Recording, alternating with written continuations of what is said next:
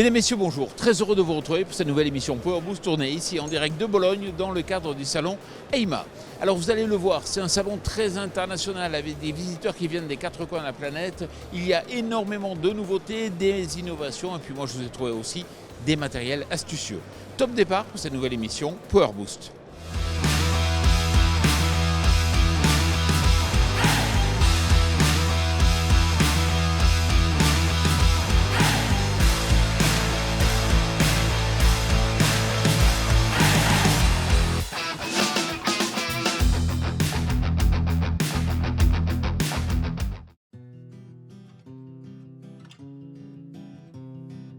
Alors cette semaine, on a traversé les Alpes pour se rendre en Italie. Pas pour voir ces monuments-là, quoique ça ne m'aurait pas déplu, mais plutôt ceux-là.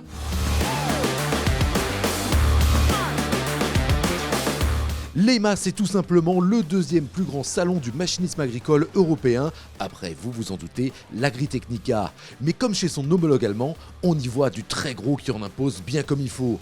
Car si chez Casiach, on retrouve le fameux quad-track dont on vous avait parlé, il y a une nouvelle machine absolument titanesque qui s'est invitée sur le stand. Casiach a profité du salon EIMA pour dévoiler sa nouvelle moissonneuse-batteuse. Il s'agit de la F10. Alors bien sûr, on est dans le haut de gamme de l'Axle Flow. Alors on a une barre de coupe de 18 mètres de long, mais attention, il ne s'agit pas d'une double rotor, mais d'une simple rotor.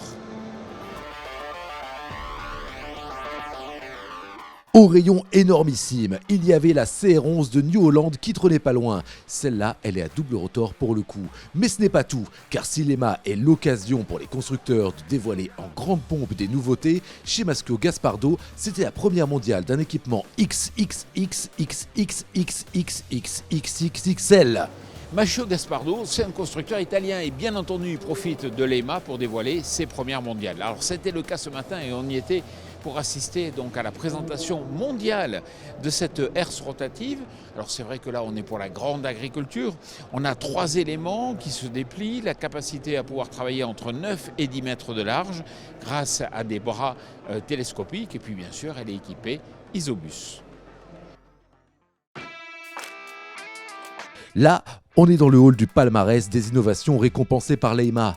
Et si on a commencé avec du matos énorme, on y trouve aussi des petites idées astucieuses comme on aime. On a tous envie d'avoir 2 balles à l'avant du tracteur plutôt qu'une. Effectivement, c'est un gain de productivité. Mais là où le constructeur italien Aldo Anovi était astucieux, c'est de mettre au point un système de bascule qui permet, grâce à une roue d'avion, de pouvoir avancer, de n'avoir quasiment pas à freiner et de pouvoir les charger en douceur. La seule chose, c'est qu'il faut quand même bien viser. L'Italie, c'est le pays des oliviers et effectivement, on a recours à des secoueurs d'olives avec des batteries aujourd'hui pour pouvoir faire tomber les fruits des arbres. Alors ce qui est intéressant avec ce constructeur italien Zanon, c'est qu'il a ajouté un capteur en bout de secoueur qui permet de ne secouer que lorsque l'appareil est à proximité des olives et du feuillage. Autre constat en faisant le tour de ce hall, c'est que l'électrique s'invite de plus en plus dans nos champs. Je vais vous présenter ce pulvérisateur Caffini qui a eu une médaille ici dans le cadre de l'EIMA. Alors ce qui est intéressant, c'est qu'effectivement on retrouve une pulvérisation quand même de précision avec des buses à modulation de fréquence et puis aussi surtout c'est un pulvérisateur 100% électrique comme le montrent les câbles orange donc qui viennent se connecter directement sur le tracteur. L'intérêt c'est quoi? C'est qu'il n'y a plus de cardan, ce qui permet de tourner plus facilement en bout de rang. Et oui, il va falloir s'y faire à ces câbles électriques orange de gros diamètre, puisqu'il y aura peut-être dans le futur de plus en plus de constructeurs qui vont opter pour l'énergie électrique pour entraîner leurs outils de travail du sol. C'est le cas notamment d'Alpego, qui ici a choisi 5 moteurs électriques sur sa herse rotative. L'idée c'est de pouvoir travailler de façon différentielle, et il faut noter que Alpego a choisi une tension de 700 volts.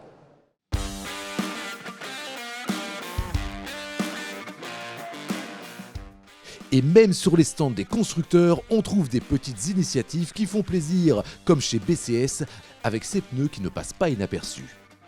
Salut Federico. Bonjour Jean-Paul. C'est quoi ces pneus verts? En fait, ce sont des pneus, mais la différence, c'est qu'ils sont fabriqués à partir d'un taux élevé de matières recyclées. Et en plus, sont verts, parce que la marque s'appelle Gris, donc c'est un jeu de mots sur green. Bon, moi, je trouve ça super, parce que c'est vrai qu'il faut se soucier quand même du monde qu'on laisse à nos enfants. Quand je regarde un peu toutes les caractéristiques, ils ont l'air tout aussi performants que les autres. C'est quoi le problème? Le prix? Bon, juste un petit peu, mais en fait non, ce sont des pneus, on les considère comme des pneus exactement standards, mais ça change la couleur et la composition chimique. C'est de la matière recyclée. Merci Federico, puis félicitations. Merci Jean-Paul. Mais, hop hop hop, à quelques halls de là, on nous annonce les gagnants d'un vote sur lequel tous les yeux sont rivés.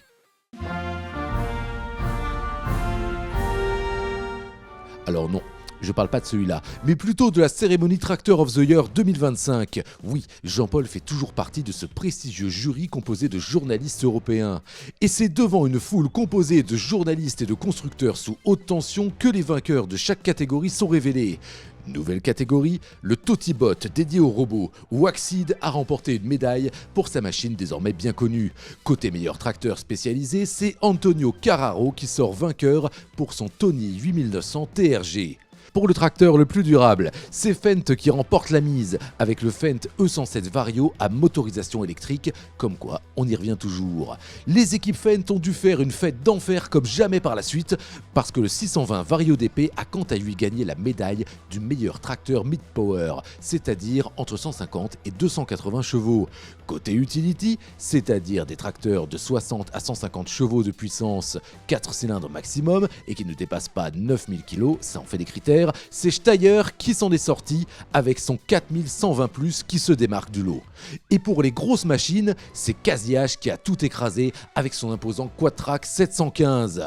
Cette cérémonie, c'est vraiment un moment magique et perso, j'ai ressenti plus d'émotion qu'au JO. Mais bon, si on laissait les vainqueurs savourer leur victoire et qu'on visitait un autre hall. Et ouais, on est toujours bien à l'EMA de Bologne, mais cette fois-ci dans le quartier chinois. Oui, ça peut surprendre, n'empêche qu'ici, on peut acheter directement des pièces que les constructeurs, de leur côté, achètent pour mieux vous revendre. Une allée qui fait plaisir en 2024, à une époque où le protectionnisme semble de plus en plus de mise, mais non, vous ne me lancerez pas sur ce sujet.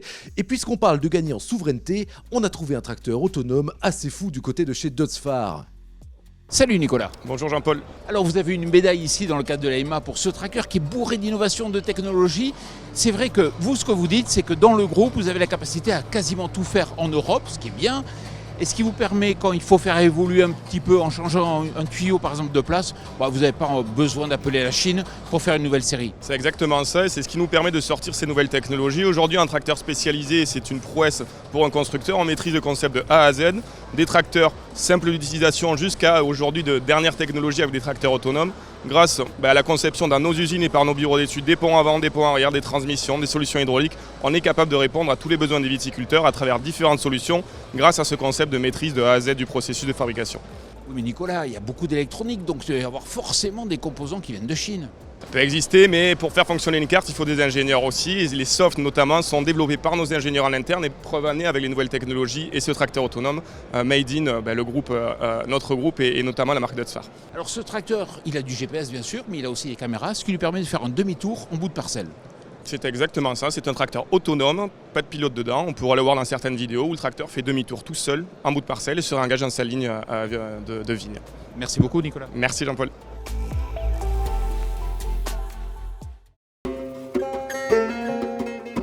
Alors oui, ça peut surprendre un peu, mais on trouve aussi un quartier turc avec des tracteurs qui s'encombrent assez peu des normes environnementales. Est-ce que c'est bien, est-ce que c'est pas bien? Chacun se fera son avis. Et il y a également un quartier indien où on n'a pas trouvé BKT, mais la marque Tafe qui présentait ses concepts de tracteurs du futur, un peu comme à l'Agritechnica l'année dernière en fait. L'EMA a été pour nous l'occasion de rencontrer un constructeur spécialisé qui, entre ses pulvées typiques de l'Italie et du sud de la France, présentait une machine, elle aussi, plutôt astucieuse. Là, je suis sur le stand de Andreoli Ingegnerie. Alors, c'est eux qui font des pulvérisateurs, vous savez, ces pulvérisateurs bas qui permettent donc de passer dans les vergers en toute sécurité et de pouvoir traiter comme ça les arbres. Giovanni Andreoli, bonjour. Allez, bonjour. Alors, je suis très heureux de vous rencontrer ici en Italie. Alors, est-ce que vous pouvez m'expliquer à quoi sert cette machine ? Donc là, on a fait une chose spéciale pour la vendange dans des vignes de forte pente. Il faut vraiment que ça soit en très grande pente. Ah oui, on arrive pratiquement jusqu'à presque 100%. Donc c'est-à-dire 45 degrés, hein, ça fait beaucoup. Et à l'arrière, je vois qu'il y a un crochet. Il y a un crochet parce que quand il y a des pentes si importantes, ben c'est pour la sécurité de la machine, c'est mieux de s'accrocher au mont là, c'est-à-dire où il y a pratiquement la route, et puis ça descend sans problème et en sécurité. Et je crois que vous en avez même vendu une en France. Oui, à côté de la Moselle en Allemagne, mais côté français. Merci beaucoup Giovanni et félicitations. Il n'y a pas de problème, merci à vous. Merci Ok, bien. au revoir. L'EMA, c'est un salon qui progresse car constructeurs et agriculteurs travaillent de concert, main dans la main.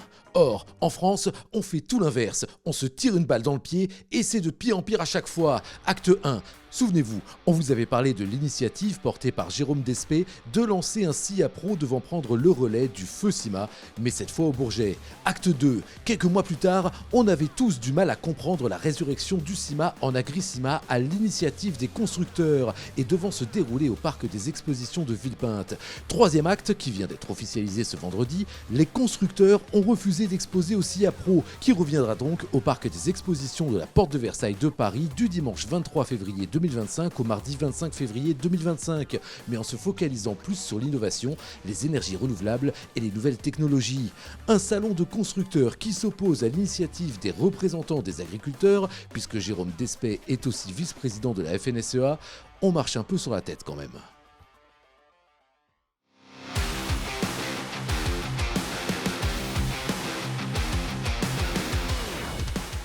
Vous vous rappelez le tracteur poutre que je vous avais déniché dans le cadre du dernier salon Agritechnica? Bon, alors là, on était sur un tracteur énorme qui coûtait d'ailleurs une blinde de 3 ou 4 millions d'euros.